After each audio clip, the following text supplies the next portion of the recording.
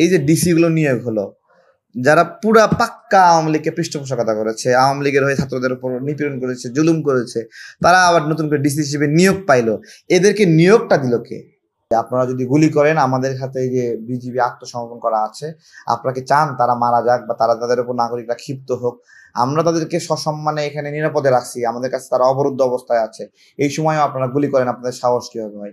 এর সঙ্গে সঙ্গে ভিডিও বার্তা আকারে দিলাম। ভিডিও বার্তা দেওয়ার পরে তখন দেখা যাচ্ছে যে আপনার হলো রেসপন্স করলো তাদের পক্ষ থেকে যে বিজিবিকে কিছু না করার জন্য।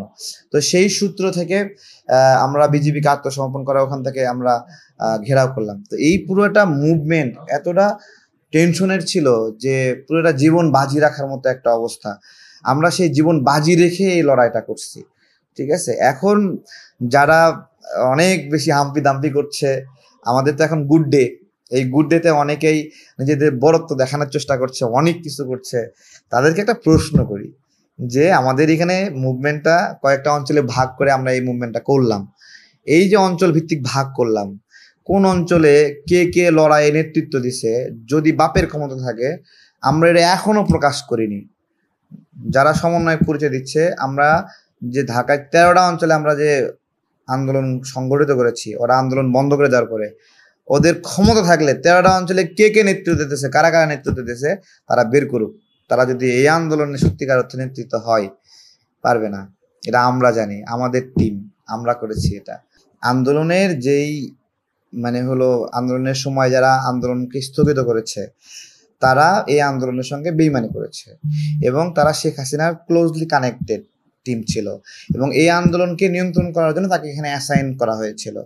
এখন এই শেখ হাসিনা চলে যাওয়ার পরে এই লোকগুলো এখন হঠাৎ করে 5 তারিখের আগে বের হয়েছে। 19 তারিখ থেকে তাদের 5 তারিখ পর্যন্ত কোনো কার্যক্রম ছিল না, কোনো ফাংশনিং ছিল না। ফেসবুক তাদের ঘেটে দেখেন, তারা এই শেখ হাসিনার বিরুদ্ধে একটা বয়ান বক্তব্য দেয়নি এই কয়েকদিনে। তাহলে ওরা আবার দেখা যাচ্ছে যে হাসিনা চলে গেছে, এরা লাভ দিয়ে আবার বাইরে হয়ে গেছে। আর যে গণমাধ্যমগুলো আছে, ওই গণমাধ্যমগুলোতে হাসিনার গণমাধ্যম, এরাও এদেরকে যথাযথ পৃষ্ঠপোষকতা করতেছে। সবসময় লাইট ক্যামেরা অ্যাকশন দিয়ে লাগাই রাখছে যে সার্জিস আলো, হাসান আল্লাহ, আবদুল্লাহ আসলো। তো এই মিডিয়া এদেরকে হেল্প করবে, এরকমই তো করার কথা, তাই না? এরা তো এখানে তো কোনো পরিবর্তন হয়নি, শেখ হাসিনার লোকগুলোই আছে। আপনাকে একটা কথা বলি, এই যে ডিসি গুলো নিয়োগ হলো, যারা পুরা পাক্কা আওয়ামী লীগকে পৃষ্ঠপোষকতা করেছে, আওয়ামী লীগের হয়ে ছাত্রদের উপর নিপীড়ন করেছে, জুলুম করেছে, তারা আবার নতুন করে ডিসি হিসেবে নিয়োগ পাইলো।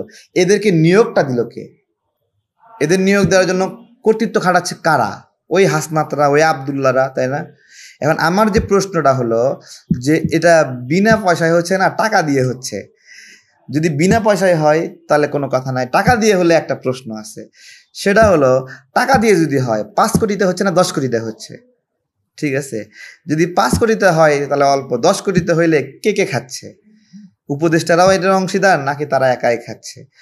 এইগুলো কেন বলছি, আপনার হলো গতদিন একজন অ্যাক্টিভিস্ট সে তুলে ধরেছে যে কিভাবে কিভাবে বিভিন্ন পদায়নগুলো হচ্ছে।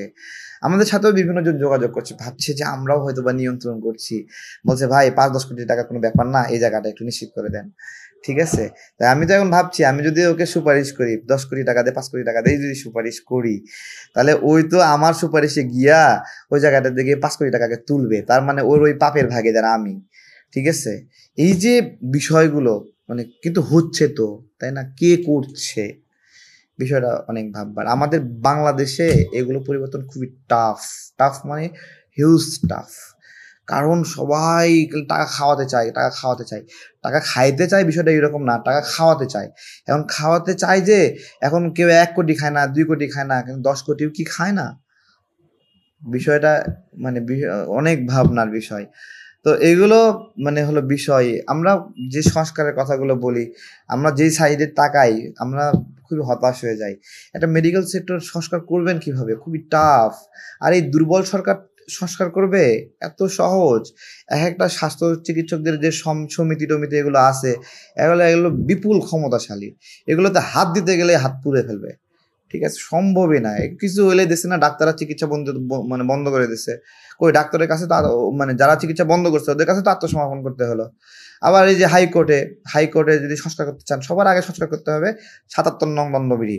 সেই ৭৭ নং দণ্ডবিধিতে বলা আছে কি, যে বলা আছে যে বিচারকরা যদি কোনো ভুল করে রায় দেয়, তাহলে ওই ভুল করে রায়টা ইচ্ছা করে দেয়নি বলে মনে করতে হবে এবং এটা সরল বিশ্বাসে করছে বলে। এটা not intention to a crime, ঠিক আছে। তার হলো ক্রাইম যে রিয়া, হ্যাঁ, মিন্স রিয়া যেটাকে বলে, যে অপরাধ করার প্রবণতা থেকে ওই রায়টা দেয়নি এইরকম মনে করে তাকে ক্ষমা করা হবে, তার বিরুদ্ধে ব্যবস্থা নেওয়া যাবে না। পারবে ইউনূস সাহেব এই রায় সংস্কার করতে? বলেন। এই এই শুধু ধারাটা এক একটা বিচারককে জাল্লাদ বানায় দিছে, খুনি বানায় দিছে, ইচ্ছা করলে যে কাউকে ফাঁসি দিতে পারে। যেই লোকগুলো, বিচারকগুলো সাইদি সাহেব সহ বিভিন্ন জনকে বড় বড় শাস্তি দিল, ঠিক আছে, এই বিচারের ক্ষেত্রে ওই ৭৭ নং ধারা অনুযায়ী সরল বিশ্বাসই দিয়েছে বিচারক, ঠিক আছে। তো এইগুলো বোকাচোদা মার্কা আইন আমাদের এখানে আছে, তো যেগুলো দিয়ে যে যে গোষ্ঠী আছে তারা তাদের গোষ্ঠীর স্বার্থ রক্ষা করে, বুঝতে পারছেন।